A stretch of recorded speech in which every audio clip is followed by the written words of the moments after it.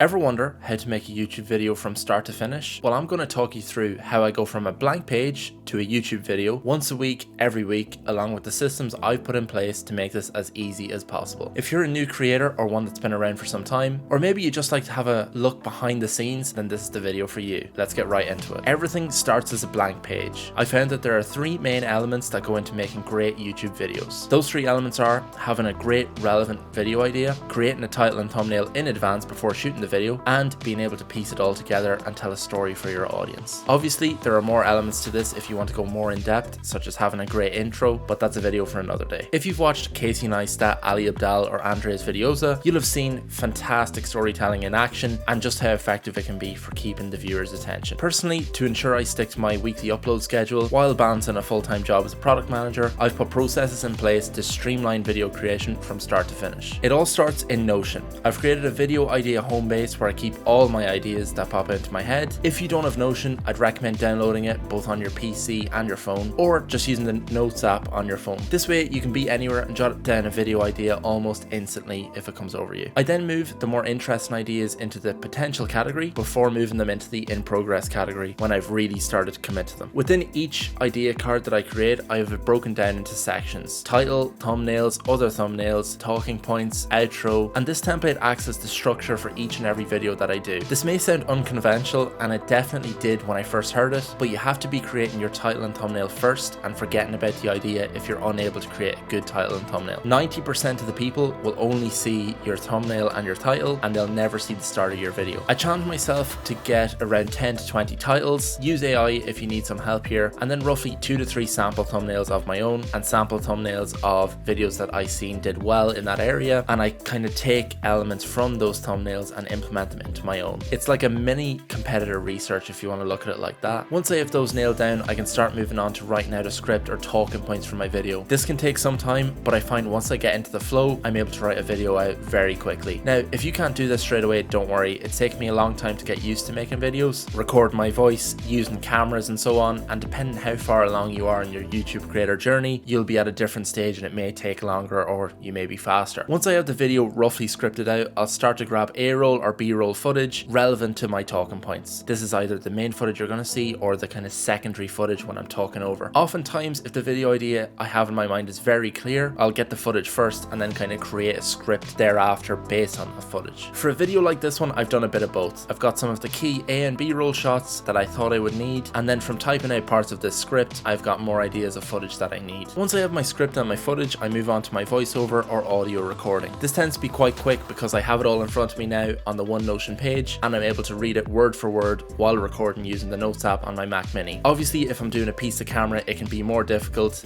because you have to sync up your audio on your camera, and you kind of have to do bullet points and kind of riff off from those bullet points. I recommend you try for yourself and see what works best, as it will be different for everybody and the content you're making. At this stage, I now have all the elements to make my video and can move on to importing all of the media onto my editing machine, which is the Mac Mini M2. If you want to see a video on this and how it's been performing for me since I got it, let me know and I'll consider doing one. Once all my footage and audio is here, I open up Premiere Pro and create a new project and get started on one of the most important parts, and that to me is the edit. Editing, once again, is one of those things that you learn over time and after watching a million tutorials. It's also part of the process that takes the majority of my time. I have to create an engaging intro, I have to cut all of the pauses, ems and ehs, and I have to make sure I'm telling the story from start to finish, or well, at least trying to, and then I have to find a music track that fits nicely and adds to that mood and keep you guys, the viewer, engaged. Once the edit is done, I'm essentially on the home stretch. I upload the YouTube video, fill out all the fields, upload the thumbnail and title, which I made at the start,